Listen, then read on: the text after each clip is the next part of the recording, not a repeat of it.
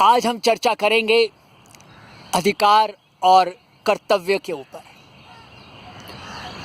क्या ज़रूरत है इस विषय पर चर्चा करने की? है।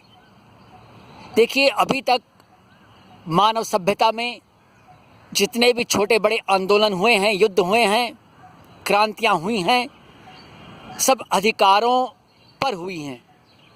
अधिकारिक केंद्रित व्यवस्थाएं हुई हैं, सारे युद्ध हुए, सारे झमेले हुए हैं,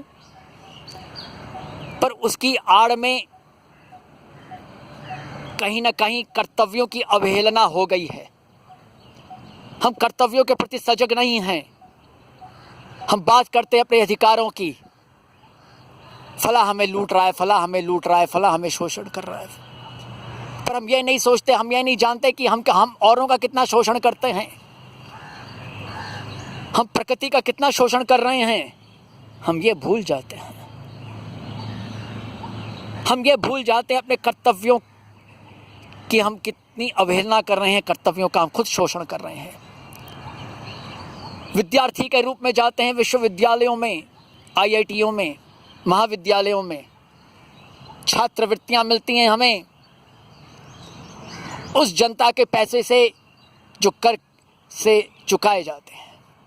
उस छात्रवृत्ति के पैसे का हम क्या करते हैं? मौज मस्ती करते हैं ज़्यादातर। राजनीति में हिस्सा लेते हैं, अपने आप को जागरूक नागरिक मानते हैं, और कोई जरा सा टोक दे तो कह देते हैं कि संविधान ने हमें बोलने का अधिकार दिया है, कुछ भी करने का अधिकार दिया है, भले ही वो महिषासुर दिवस हो, बीफ फेस्टिवल हो या कुछ भी हो, सब करने का अधिकार है क्योंकि संविधान ने हमें अधिकार दिया है। ठीक है, संविधान ने आपको अधिकार दिया है बंधुवर, पर संविधान ने आपको कर्तव्य भी याद दिलवाया है कि नहीं? क्या विद्यार्थी के रूप में हो, और विद्यार्थी के रूप में हो इसीलिए स्कॉलरशिप मिल रही है, इसलिए छात्रवृत्ति मिल रही है, छोड़ दीजिए वो सब, अपने पांव पर खड़े होकर दिखाइए, और फिर राजनीतिक झंडे और डंडे का नाम लीजिए। नारायण, कहना बहुत आसान है, कर्तव्यों की बात पर चिल्लाना बहुत आसान है, यहाँ से वहाँ मार्च पास्ट करना बहुत आसान है, पर कर्तव्यों की बात, ये जो हम पेड़ पौधे देख रहे हैं, ये सब कर्तव्यनिष्ठ हैं, अपने अपने कर्तव्य के प्रति सजग हैं। घास ये नहीं कहती कि मेरे पर कूड़ा करकट क्यों डाला, मैं कल से काम नहीं करूंगी। पानी ये नहीं कहता कि मेरी देखभाल ठीक से नहीं हो रहा है, मैं गायब हो जाता हूं। कोई भी प्रकृति का उपादान ये अभी तक नहीं बोला है कि मैं ठीक से काम नहीं करूंगा। सब अपनी अपनी भूमिका निभा रहे हैं, सब अपने कर्तव्यों के प्रति सजग हैं, और एक मनुष्य ही एकमात्र ऐसा प्राणी है जो पीठ पर खंजर भोंकने में जरा भी नहीं शर्माता। वो ये नहीं सोचता कि उसके कर्तव्य भी हैं, वो सिर्फ अपने अधिकार जानता है, अधिकारों के ऊपर लच्छेदार भाषण देना जानता है। इसीलिए 30-30, 35-35 साल के बच्चे छात्र नेता बने बैठे रहते हैं विश्वविद्यालयों में कई जगह। क्यों भाई? आपको राजनीति का इतना ही शौक है तो बाहर जाइए ना, करो ना भाई राजनीति। कौन मना करता है कि वहां भी तो नेता अपने कर्तव्य की बात नहीं करते? वहां भी तो नेता ये नहीं सोचते कि हम नेता बने किस लिए, क्या हमारे कुछ कर्तव्य है कि नहीं नेता के रूप में? क्या सिर्फ औरों को भड़काना हमारा कर्तव्य है, हमारा धर्म है? कब औरों की अरमानों को हम कुचलते रहेंगे? हमें जरा सी शर्म नहीं आती अधिकारों पर बात करते हुए? नहीं, मालिक हमारा शोषण करते हैं, मालिक हमें टाइम पर आने को कहते हैं। अरे प्राइवेट सेक्टर में नौकरी करके क्या होगा, वहाँ पर घुसने का समय निश्चित है, निकलने का समय निश्चित नहीं है। मालिक भी सोचता है कि श्रमिक से जितना ऐंठ लो, जितना काम करवा लो उतना कम है। कि दोनों पक्षी तो समझदार हैं, दोनों पक्षी तो अपने अपने कर्तव्यों की अवहेलना कर रहे हैं। सबको अपने अधिकार चाहिए, इसलिए आज घर घर कलह है, राग द्वेष हैं। हम सीखना ही नहीं चाहते कि घर को कैसे आश्रम बनाया जाए, अध्यात्म के आलोक में अपने काम धंधे को कैसे चलाया जाए। हम सिर्फ लड़ना झगड़ना जानते हैं। हम आश्रम को घर बनाना जानते हैं, वैयक्तिक संस्थाओं को और आगे बढ़ाना चाहते हैं।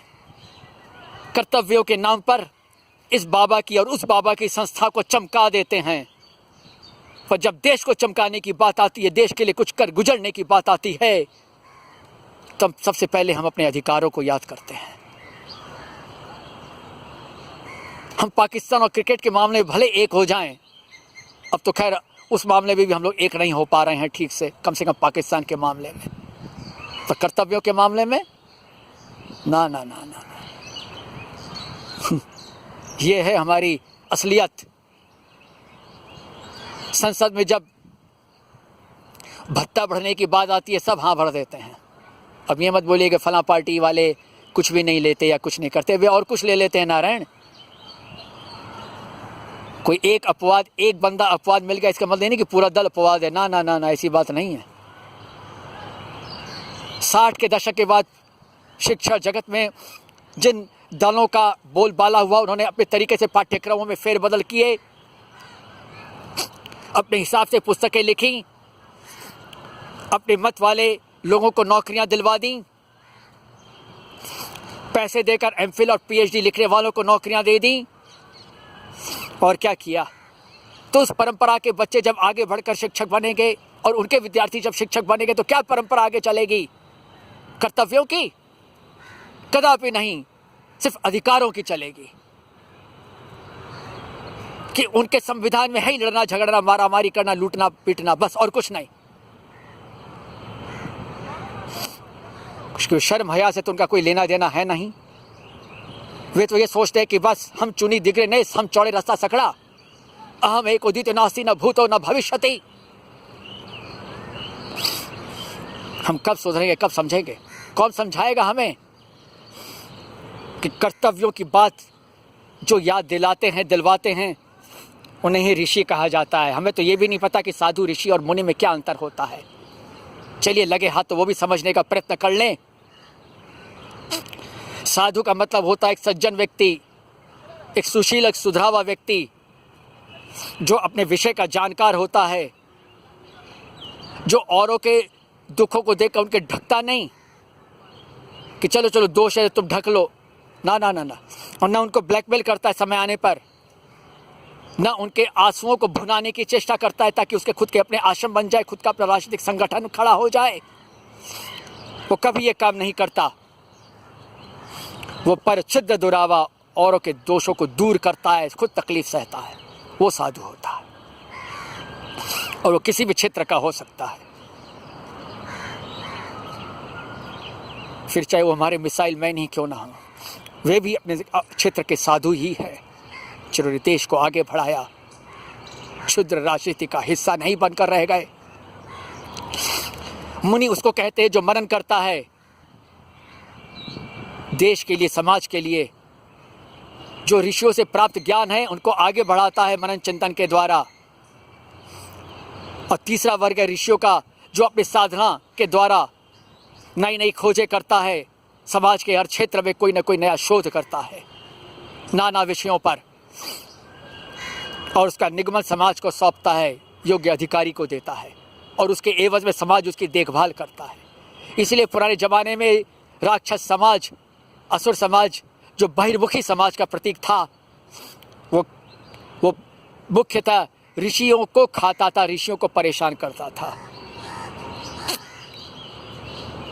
और वही आज हो रहा है।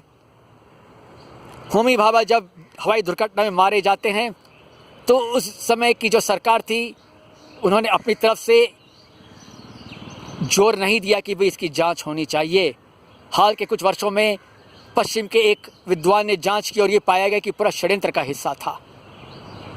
तभी तो ये हाल है नारायण कि परमाणु क्षेत्र के हमारे जितने प्रतिष्ठित संस्थान हैं, 100 से ज़्यादा वैज्ञानिक, चाहे महिला हो या पुरुष, संदिग्ध अवस्था में मारे गए। कोई शोर शराबा नहीं, कहीं भी कोई सुगबुगाहट नहीं, कोई एक कविता नहीं, कोई एक लेख नहीं, कहानी नहीं, कविता के नाट्य में कुछ भी नहीं। वाह भाई वाह, हम सुधरेंगे, कब सुधरेंगे भाई? हम कब सुधरेंगे? सुधर के होगा भी क्या? हम तो वही करेंगे जो हमारे आका लोग कहते हैं, चाहे वो इस दल के हों, चाहे उस दल के हों, चाहे इस संगठन के हों, चाहे उस संगठन के हों। अधिकारों की लड़ाई, अधिकारों पर चर्चा, इसके अधिकार, उसके अधिकार, सास के अधिकार, बहू के अधिकार, बेटे के अधिकार, बेटी के अधिकार।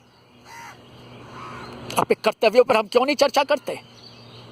ये जो घर घर कलह हो रही है, किस लिए हो रही है? बेवजह अधिकारों को महिमा मंडित करने से हो रही है, और वही किया जा रहा है अपने साहित्य के द्वारा। चुन चुन के जो पाठ्यक्रम में रखा गया, किस लिए रखा गया था? किसी भी समाज को गुमराह करना, बर्बाद करना हो तो बम फेंकने की आवश्यकता नहीं है।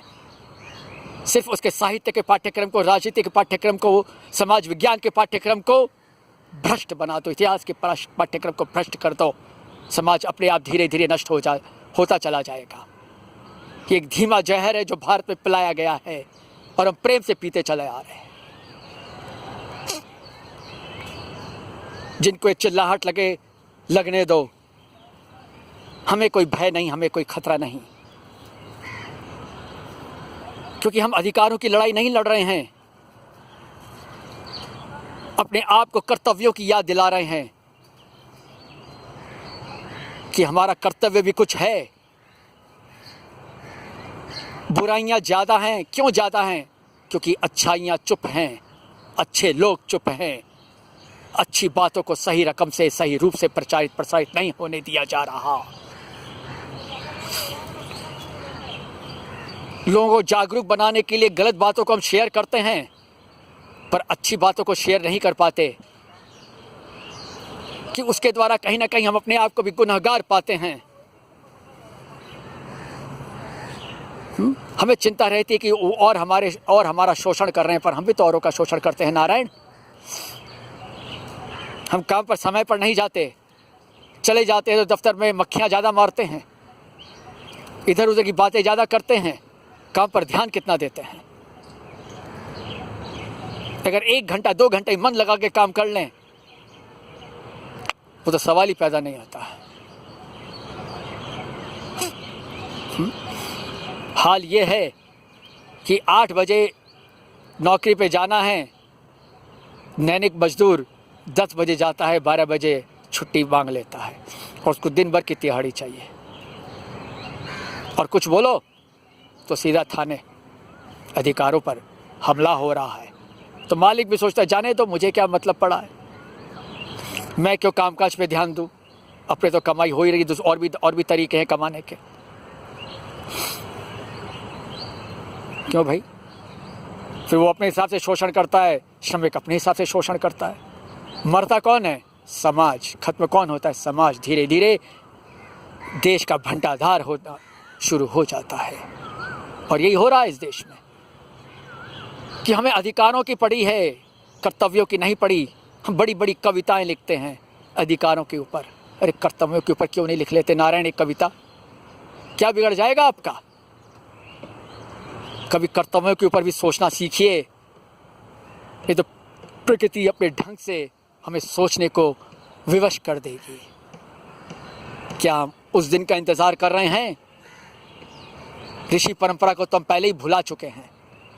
मुनि परंपरा की परवाह नहीं करते, हर अरे गहरे नथु गहरे को साधु मान लेते हैं कि साधु को तो शांत होना चाहिए, सीधा साधा होना चाहिए, हमेशा हंसते रहना चाहिए। अरे वो तो एक तो नौटंकीबाज भी कर लेता, अभिनेता भी कर लेता है, एक आतंकवादी भी नाटक कर लेता है शांत रहने का, कि उसको अपना आश्रम बनवाना होता है। आपके आंसुओं के सहारे अपने ऐश का सामान का जुगाड़ करना होता है, तो ऐसा साधु किस काम का? ये जरूरी भी नहीं कि एक साधु एक ऋषि हो। एक ऋषि के लिए जरूरी होता है कोई साधु भी होता है, मुनि भी होता है। पर हमें परवाह कब है ये सब चीज़ समझने की, जानने की? हमने तो ये जान लिया कि जिसके हाथ में डंडा हो वही दंडी स्वामी है, जबकि सच्चाई क्या है? दंडी स्वामी कहते किसको है नारायण? सही में सन्यासी कहते किसको हैं? जिसे समाज के लिए अपना जीवन उत्सर्ग कर दिया हो। वाणी का दंड है मौन, मन का दंड है प्राणायाम, शरीर का दंड है उपवास। ये 3 दंड जिसके पास हो वो दंडी स्वामी है। सिर्फ काठ के दंड को दंडी स्वामी नहीं कहते, और न वेश को स्वामी कहते हैं नारायण, वेश को भी स्वामी नहीं कहते। अगर वेश को ही स्वामी कहते तो रोना ही किस बात का। वेश से क्या होता है? वेश से कुछ नहीं होता। वेश तो कोई भी कैसे भी बना सकता है, बना लेता है, एक अभिनेता भी बना लेता है। ना ना ना ना, तभी तो कहा गया जाति न पूछो साधु की, पूछ लीजिए ज्ञान। पर हमें ज्ञान से तो मतलब ही नहीं है ना। ज्ञान से तो हम भागते हैं, चिढ़ते हैं कि हमें सिखा दिया गया है ज्ञान बेकार है। वाह भाई वाह, तभी तो अधिकारों की बात आती है, उस पर चर्चा होती है,